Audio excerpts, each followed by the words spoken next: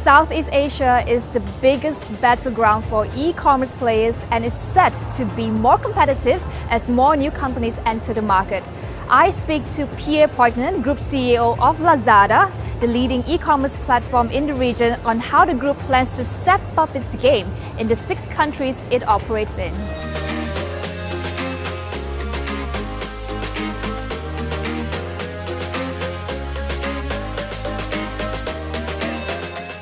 Mr. Pierre Poignant, thank you so much for coming on the show. Thank you, Cynthia.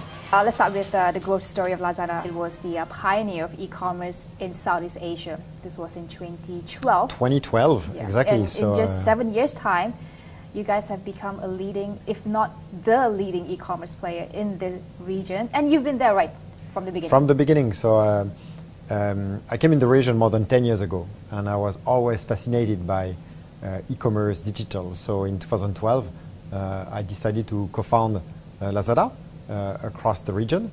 And right from the get-go, because we were kind of the first, we established a leadership position. And today, 7 years later, I mean, of course, the market has grown massively. And today, we're the leader in e-commerce in Southeast Asia. We have more than 50 million customers active on the platform. Lazada was started by Rocket as the Amazon of Southeast Asia, but it has turned out to be somewhat different, maybe even more than what it was intended to be. Is it? I think when it comes to e-commerce in the region, we have to invent what it means. We have to invent for each market what is e-commerce in Indonesia, in Malaysia, Thailand. So I think from the beginning, what mattered to Lazada is to innovate, bring new innovations to the market. So for example, we're the first one to bring cash on delivery in Southeast Asia, first one to do a mobile app, first one to have a warehouse and fulfillment network. And that's what led Alibaba to invest and acquire Lazada in 2016-17. So today, we are part of the Alibaba group. So I think the way to define us would be the flagship platform of the Alibaba group in Southeast Asia. Talk a bit more about your role. You took over as CEO last December. How has it been? Because previously you were the COO and you were involved with everything from the supply chain to logistics, last mile, even customer service. Correct. So how has your perspective or your role changed since taking on the CEO hat? A big part of it actually was quite natural. My passion is to build the company, build e-commerce in Southeast Asia, and that has not changed. So of course the nature of the role is different. Now I take care much more of topics around commercial or marketing. But this is a big passion of mine, so I'm very happy to have to take on this broader scope. I think what matters to us is our sellers and our consumers, the engagement on the platform. That's how we call it. So every day we look at how much consumers spend time on our app. What do they do? How do they interact with us? How we interact with the sellers? And same thing on the seller side. What matters is the customer experience, the platform we create.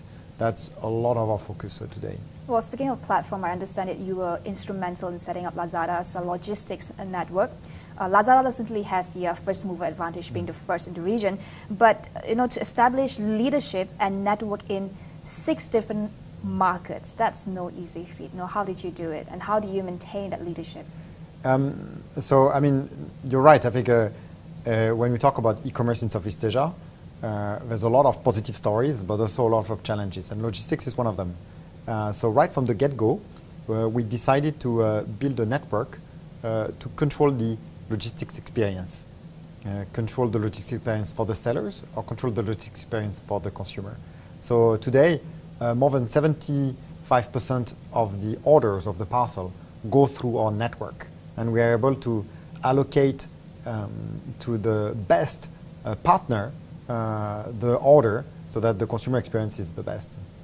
I like to get the sense of the challenges, because in countries like maybe Singapore, Malaysia, it's much easier to do perhaps same-day deliveries. But if you look at Indonesia, 17,000 islands, how do you manage that? So I think, yes, Indonesia is a very diverse nation, very broad in terms of geographies. That control of our logistics is core to what we do in Indonesia. Thanks to that, we are able to allocate for every order, every parcel, we optimize cost, capacity, lead time to allocate to the best partner to deliver across this archipelago. E-commerce is now the biggest sector in Southeast Asia. So I want to get a sense of how Lazada sees itself in this region in the longer term. You're right to point out we have a very long-term focus to this region. The Google Temasek just published a report highlighting that the internet economy will be $300 billion by 2025. So we take a long-term view to the market. And a big factor of what we do is innovate to shape the market. So just to give an example, we are focusing a lot on the changing consumer habits today. What we can see in Southeast Asia is that consumers, they spend more and more time on our app. What matters is not only buying, but the experience around buying, before buying or after buying. So we are introducing a lot of innovation to make that shopping more entertaining for our consumers. Alibaba, their parent company, has seen great success turning e-commerce into entertainment with things like live streaming, gamification. How has that worked out for Lazada? Do you see the same success, or are consumers here a bit different compared to China? Of course, our consumers are quite different, but our shoppertainment strategy has gotten a huge success. For example, we are partnering with the Jakarta Fashion Week or the KL Fashion Week to introduce See Now, Buy Now show.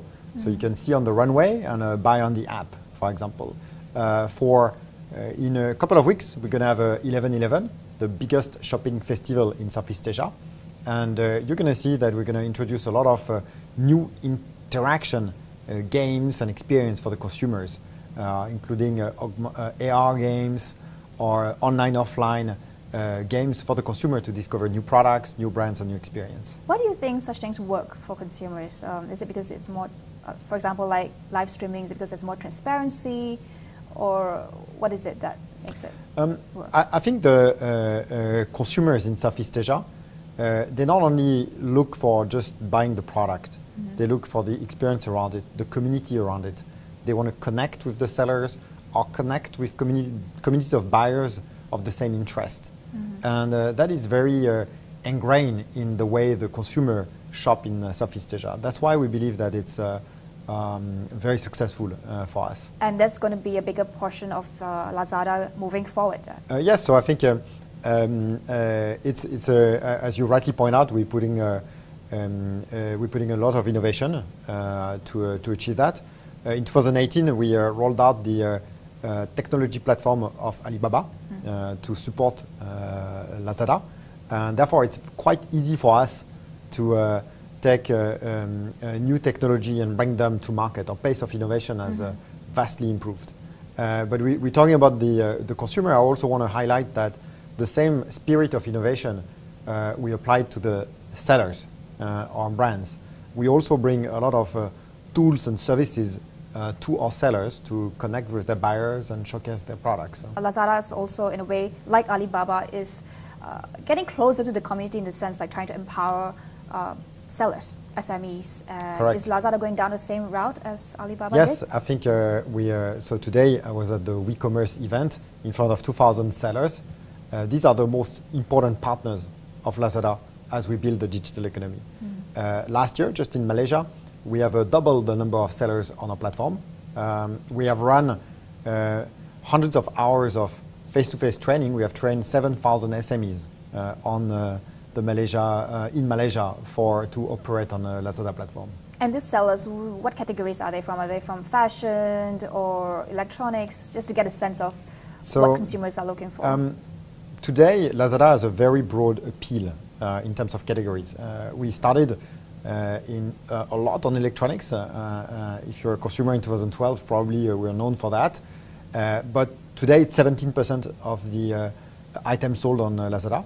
But today, our largest category is actually fashion. 29% of the product sold on Lazada are fashion products.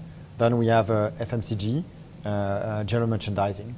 These categories are long-tail categories. And this is the DNA of Taobao in China, in Alibaba. And we inherited the DNA via the technology platform. That's why it's growing so fast for the past couple of years. And finally, I would highlight that we just launched a new category, digital goods. Only 4% of our orders, but fastly growing. What does it entail, digital goods? You can buy basic, digital services, so gaming credit or top up for your phones, or more advanced digital services. As an example, we have a partnership with Burger King.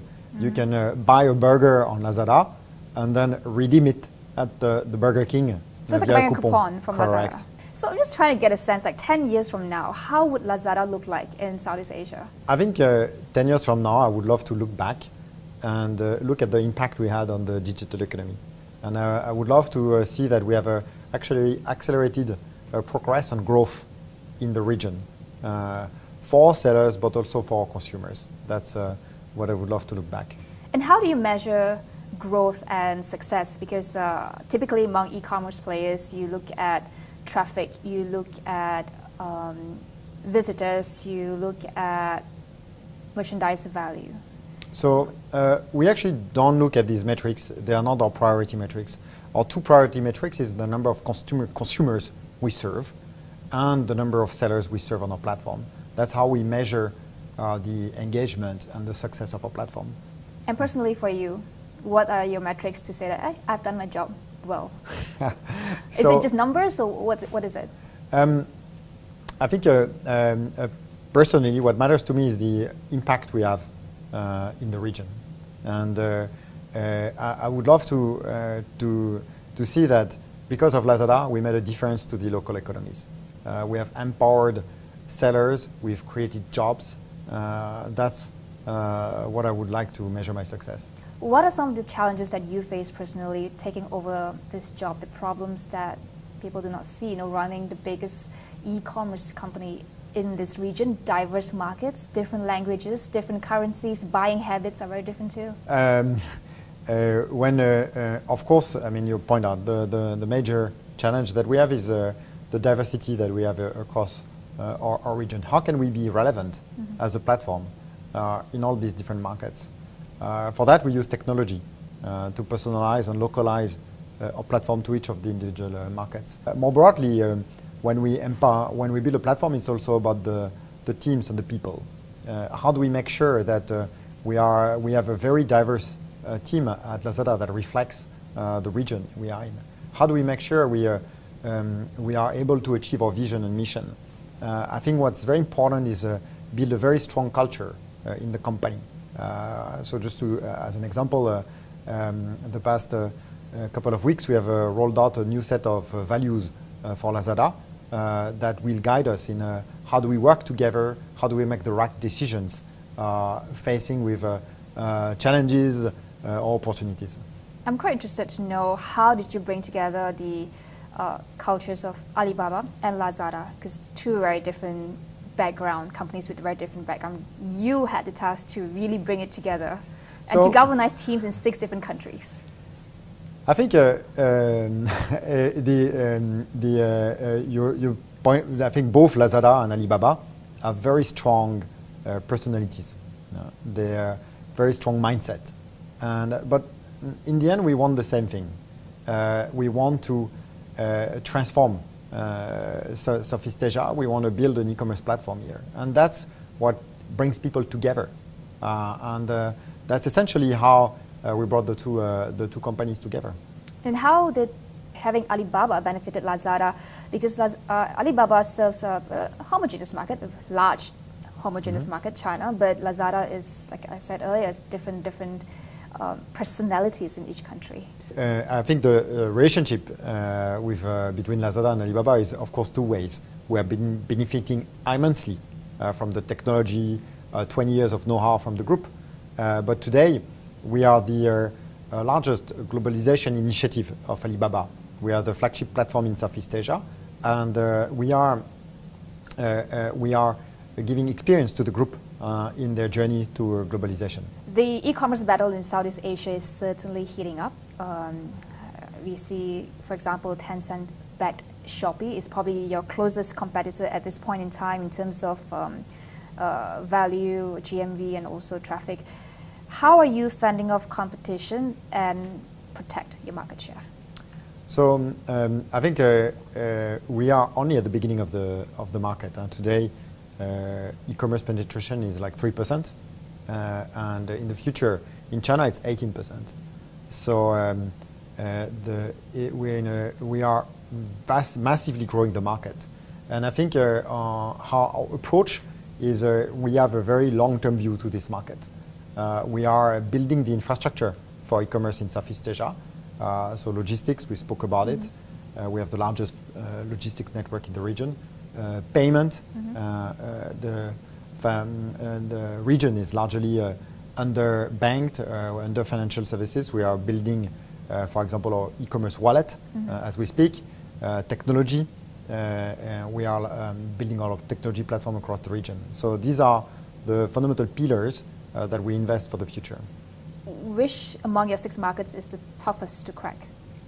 I think I typically don't compare the markets. Each of them are quite different characteristics. So in Indonesia, we focus a lot on logistics and supply chain in order to differentiate ourselves in the market. In Thailand, on the other hand, we focus a lot on the social in order to differentiate ourselves. What do you mean by social? What kind of interactions or engagement?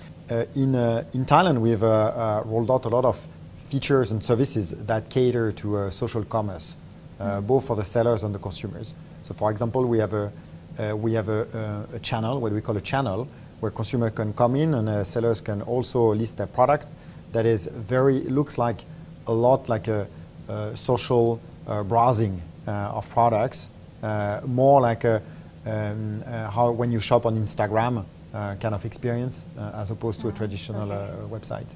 If you look at some of these competitors that you have in this region, or e-commerce players, for example, Tokopedia, which is also backed by Alibaba, it's doing really well in just one single market, which is Indonesia.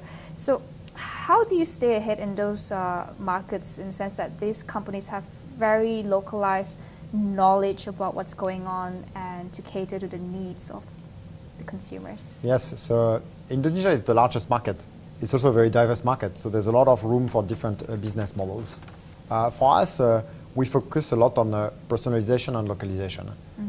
With our technology platform, we can personalize at scale, and we can also localize services and products to the needs of the market. So that's how we do for across Southeast Asia. And one trend that, of course, we are seeing among e-commerce players is big sales campaigns like Singles Day, 11/11. Yes. In Malaysia, you have Hari Raya, Ramadan. Yes. I hope you're going to join us on 11/11 and buy on Lazada. What I do is I just keep everything in my cart. Yes. And then when it hits 11/11, yes, you check out. I check out. Often there's payment issues if you do this. That so too. What you need to do is top up your Lazada wallet. And if you use the Lazada wallet, we will guarantee payment at midnight. Speaking about payment as well, I'm sure that is also, you mentioned unbanked communities, right? How do you plan to reach out to these segments then? So the payment is also a huge challenge in Southeast Asia. I mean, credit card penetration is below 10%. You mentioned e-wallet is a way to Correct. do it. But so for example, in places like remote areas of, I don't know, Indonesia, for instance, how do you educate, how do you get them on board to this e-wallet idea? So across Southeast Asia, we have a lot of top-up capabilities. So you can either use direct top-up via a bank account, or you can go to an offline store, pay cash, and then top up your wallet. So that's the way we do to reach underbanked communities. Go back on these big sales campaigns, Yes. right? You usually have a spike in terms of Correct. transactions and whatnot. But how do you sustain that after? Why do we do these big campaigns? These are very important moments where we rally the ecosystem. And we put all our efforts together so that we showcase what could be e-commerce in the future. We stress test our ecosystem. That's very important. We always say at Lazada, today's best is tomorrow's baseline. I can give you a small stat. In 11/11/2012, in Malaysia, we had 90 orders. 11/11/2013, we had 1,500 orders. Last year, 11/11, we breached 1 million orders. So these big campaigns enable us to basically set the bar higher for the ecosystem for e-commerce. What is the target this year? This year, we are focusing a lot on the engagement of our consumers and our sellers. The challenge for the e-commerce players here is how do you make money while reducing costs? Because you have all these subsidies, right, promotions and whatnot to entice customers. And how do you manage that in long term in order to be sustainable? So the question is, how do you build a path to a sustainable commerce? This is the core of what we do. We make sure that for every transaction, we have an economical transaction in the long term. So that's the core of what we do. And we work for that. We work together with our partners to achieve that. Are you looking to going to more markets in Southeast Asia? Today, we are in 6 markets in Southeast Asia. We are obviously constantly look at opportunities, but as of now, no plans. Okay. And how are you reaching deeper into these 6 different markets? I think, as I mentioned today, it's only the beginning. So there's a big factor of education. That's why we have, for example, 11/11. This big campaign is to rally consumers and sellers to the idea of e-commerce.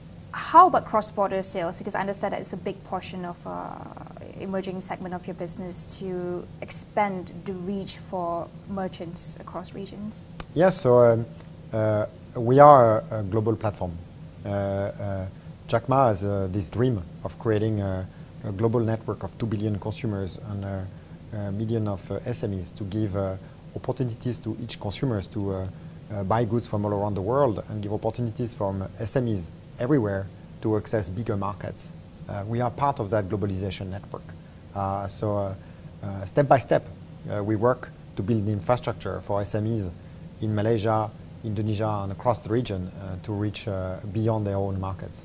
When you look at SMEs in this part of the world, what are the biggest constraints to get to the online global market? To get to online global markets, I think you need to understand the consumers in each of these markets.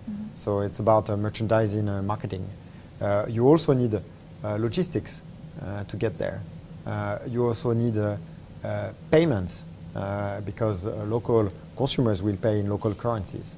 So these are examples of building blocks that we are very busy in building for the SMEs in Southeast Asia. And which area do you think needs work the most at this point in time in this region? I think it's logistics and payments, probably.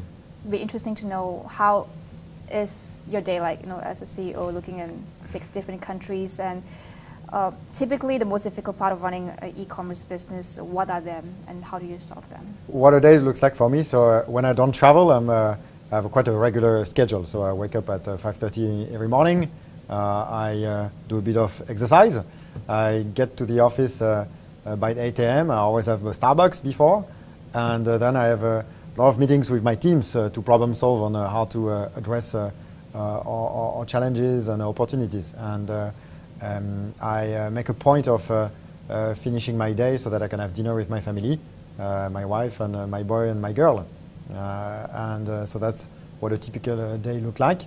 I think when it comes to addressing the challenges, as I mentioned earlier, besides core infrastructure challenges that we have here, what is most important is the culture in the company. So I spend a lot of time explaining our strategy, communicating to the colleagues, either formally or informally in more smaller settings. And we pay a lot of attention to our culture and our values. And we have just recently rolled out our new 6 values for the group. And this culture, how do you translate it across 6 different markets? We all are very different in terms, just language alone is probably a big barrier. Yes. I think a culture is about, so how do you define a culture? It's about how the leadership team and the management of the company behaves and makes decisions and how we do things. It's also about the values that we have in common. And I think both, the easiest is to translate that into stories and examples so that everybody can relate from the past experience of Lazada. In your opinion, what do you see as leading e-commerce trend so far, and what keeps you excited? What's new or categories that you think like, hey, this could be big? So I think what we see is in Southeast Asia is consumers that spend more time on our app. I think they don't want only just to buy, they want to experience shopping. So they spend more time prior buying by engaging with the sellers, engaging with communities that have bought similar products, and they also spend time afterwards to leave, for example, reviews and engage with community about these products. So that's a very big trend that we see in Southeast Asia. Are there categories that you are particularly keen to grow? Today, fashion is our largest category and the fastest growing for us. This was the DNA of Taobao, and we have it in our platform. But I think today one of the most a very promising category that we launched last year is digital products. That is only 4% of the transactions today, but growing very fast. One final question about where do you see, what's your vision for Lazada since taking over as CEO? So our mission at Lazada is to accelerate progress of Southeast Asia via commerce and technology. That's what we want to do. We want to transform the digital economy in the region. That's why we are here. Okay, right. Thank you so much, Pierre, for your time. It's been great, and I wish you all the best with Lazada's growth and 11/11 that's coming up yes. in a few weeks' time. Thank you, Cynthia. Thank you.